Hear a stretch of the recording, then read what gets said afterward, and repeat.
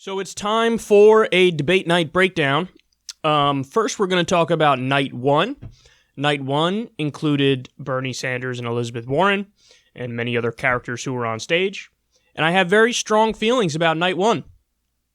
So who won? The answer is very simple. America's dad, Bernie Sanders.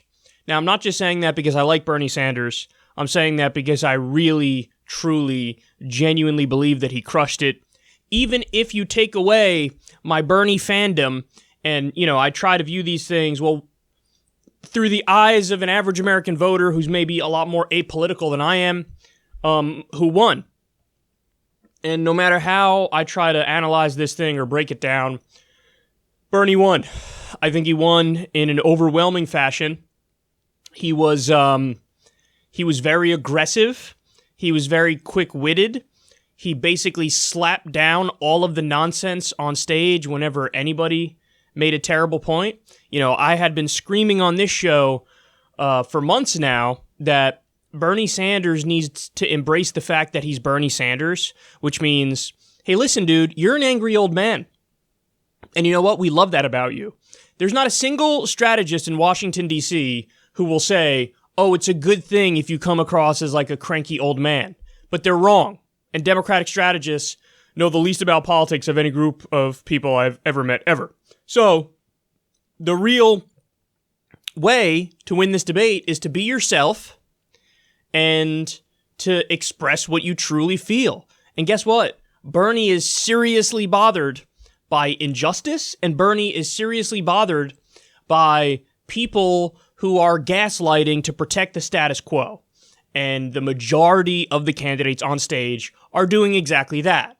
So he had enough. He was fed up. I mean, seriously, we're going to have surfer dude Michael Bennett, bro. Totally rad, bro. Tubular, bro. That's Michael Bennett.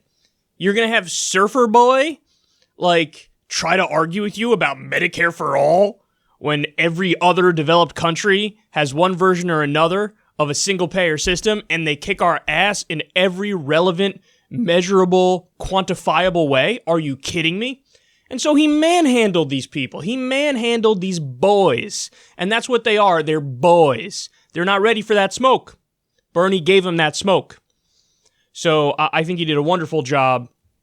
He was number one. He won the debate. And guess what, guys? It appears to be pretty unanimous. So it was all over Twitter. But also there was even some mainstream media acknowledgement that I saw Chris Cillizza, who I've never agreed with on anything ever, for CNN, and he's a goofball. But in his list of winners and losers, he had Bernie among the winners. And for mainstream media to admit that Bernie Sanders crushed it, means Bernie Sanders overwhelmingly crushed it. Okay, so wonderful job. Now, second place, Elizabeth Warren. Again, I'm not just saying that because she's in the top tier of candidates. She really did well. The difference between Elizabeth Warren and Bernie Sanders, and why I think Bernie Sanders won the debate and Elizabeth Warren came in second, is very simply that she's a wonky technocrat. And, in a previous political era, you could potentially say, hey, it was Elizabeth Warren who won the debate and not Bernie Sanders, but it is no longer a previous political era. We're living in the modern day, and people are fed up with the status quo. They're looking for a swashbuckling anti-corruption populist who can say in a soundbite what he's trying to say, and that's Bernie. He'll get right to the point. Whereas Elizabeth Warren is more, professorial, and she'll get to her point, but in a more roundabout way. And, I have a plan for that. That's her whole shtick. And it's good, and it worked, and she was much better than everybody else on stage, except Bernie. But she did not top Bernie Sanders.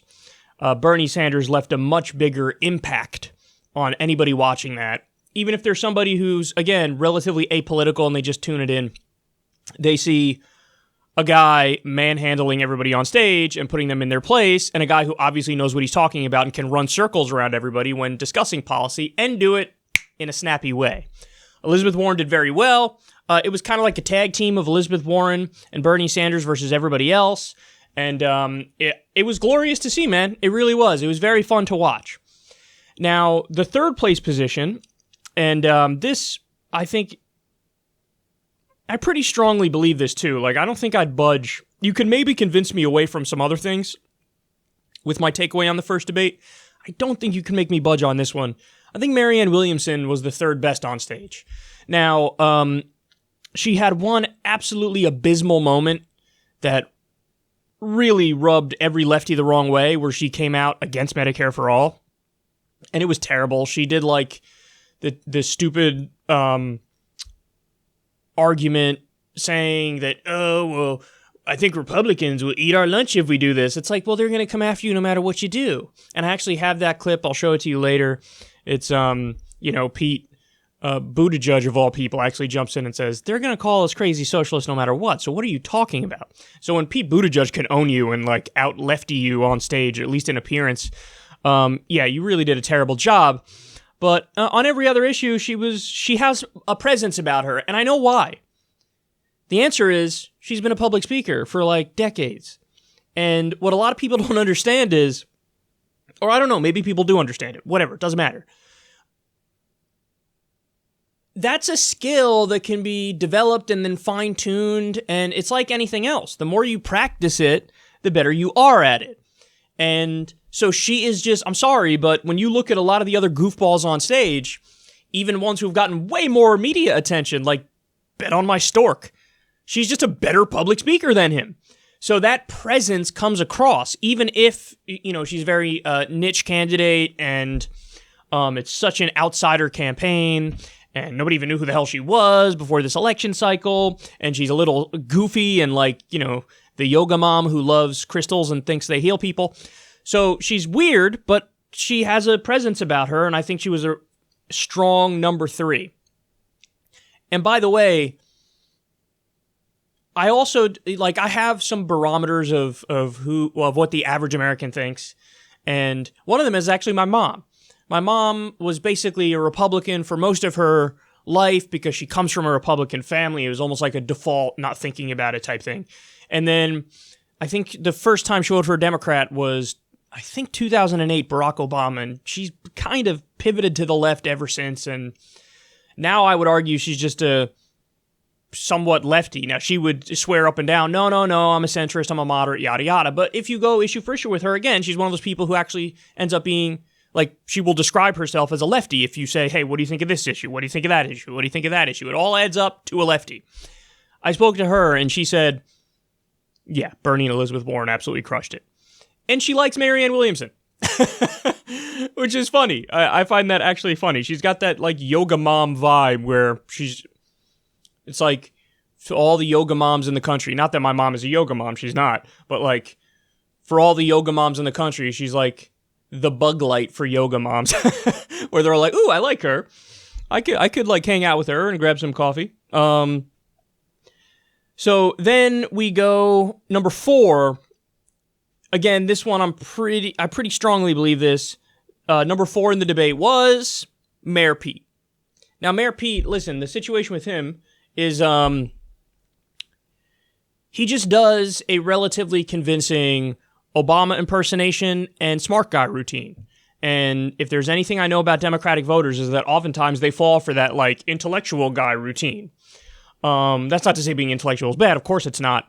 But, it's annoying when somebody almost prioritizes using big words and taking a long time to make their point when they put that above the actual policy to fix people's lives. And it's clear that it's almost like that's all they're running on is the perception of them being like really above the fray and really intellectual and all that. So I think he does a good job, though, playing that role. He does a convincing job, trying to make it appear like he's above the fray and he's more intelligent than everybody on stage. And, he'll make some slightly more complex points than other people. And he plays that role well. And I think he's hanging on for dear life in the same way in the last debate. He did pretty well. I think he did okay in this debate, but he's really hanging on for dear life because his poll numbers are like at the bottom level of what would be considered still somewhat in the runnings. So he's my number 4. Then number 5, I have everybody else except Hickenlooper and Delaney. And then tied for dead last, although I will say maybe Delaney is like a little bit worse, but Hickenlooper and Delaney. For similar yet different reasons, Hickenlooper is just, every time he talks, it's Sleepsville, baby.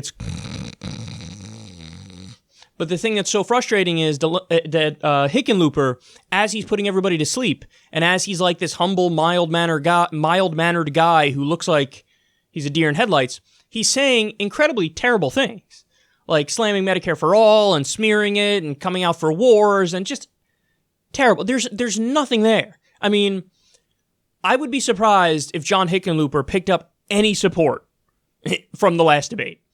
If anything, he lost support, which is hard to do when you're polling at like 1%. So Hickenlooper was just terrible. I mean, there is nothing to that guy. I mean, he is like voting for, a piece of burnt whole wheat toast. That's what it is. That's Hickenlooper's campaign. I don't know why I went with burnt whole wheat toast when we know that his nickname is the breakfast cereal, because Hickenloopers sounds like a breakfast cereal. But then, yeah, I would say the worst of the worst had to be John Delaney. Oh my God. John Delaney is aggressively and arrogantly wrong about everything. He's running in a Democratic primary on the message of fuck the Democratic base. There's not a single overwhelmingly popular policy with the Democratic base that John Delaney doesn't oppose. I'm not kidding. And one of the best moments of the night was when Elizabeth Warren called him on that shit.